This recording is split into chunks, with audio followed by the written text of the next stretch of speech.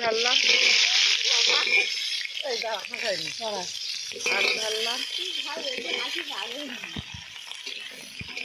আলু ঢাললাম, আলু ভাবছি। এই মাংস আছে এখানে, দিয়ে দাঁড়া, এই মাংসটা সব মাখিয়ে নেবো মুড়ি মুলা দিয়ে। ভালো করে বসি একটু, ভালো করে বসি, সেটাও উঠে উঠে যাবে। নুন দিলাম, নুন দিলাম। কি রান্না করতে দেয়? আমি একটু বই দেখতে যাচ্ছি। ও মা, ও শোনা, তুমি একটু জিরে, আলুটা একটু মেরে দাও। ভাই ভিডিও করছি। এই হলুদ দিলাম,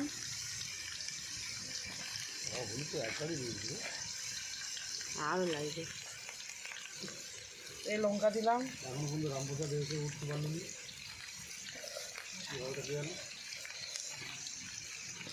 একটু কম দেবে। এই আদা দিলাম, এই রসুন দিলাম, এটা পেঁয়াজ দিলাম। সবার সাথে মাখিয়ে নেবে, তেল দেবে এবার।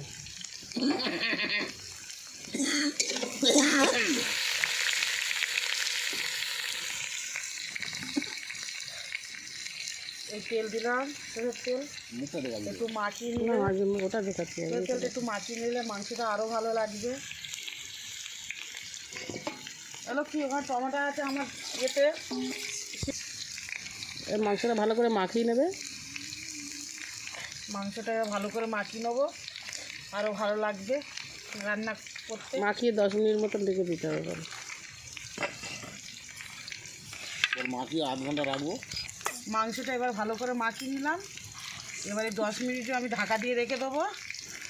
মাংসটা এবার ঢাকা দিয়ে রেখে দেবো, 10 মিনিট বাদে খুলে আবার মাংস। এবার আলুটা ভাজা হয়ে গেছে, এবার তুলে নেবে আলুটা।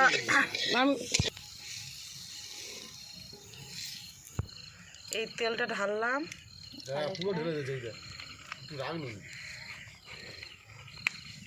মাংসের তেল লাগবে তো অনেক।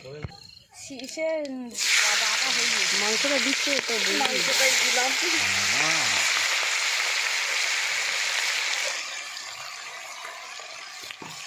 মাংসটা দেওয়া হয়ে গেছে, সব মশলা মাখিয়ে রেখে দিয়েছে, সুন্দর হয়ে গেছে। মাংসটা এবার কষবে ভালো করে, মশলা মাখিয়ে রেখে দিয়েছিল আদা রসুন দিয়ে, আপনারা তো দেখলেন।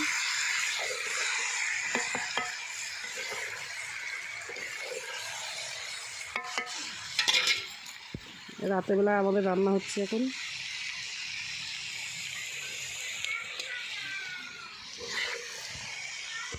মানে আমার হাতে রান্নাটা করতে দে না, সবাই মিলে যদি ফোড়ন মারে তরকারি অন্যরকম হয়ে যাবে।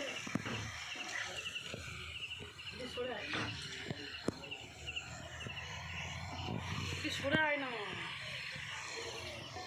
ভালো করে দেখা।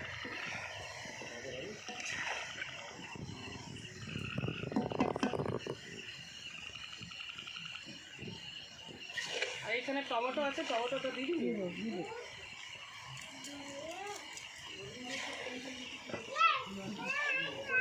ওখানে আবার এ করে দিই, একটু কম দাম। আলুটা দিয়ে দিয়েছে বন্ধুরা, কষা কষা রান্না হবে। চাপা দিবি। আমার এই মাংসের তরকারি প্রায় হয়ে এসছে, আর 10 মিনিট হলে হয়ে যাবে, 10 মিনিট বাকি আছে।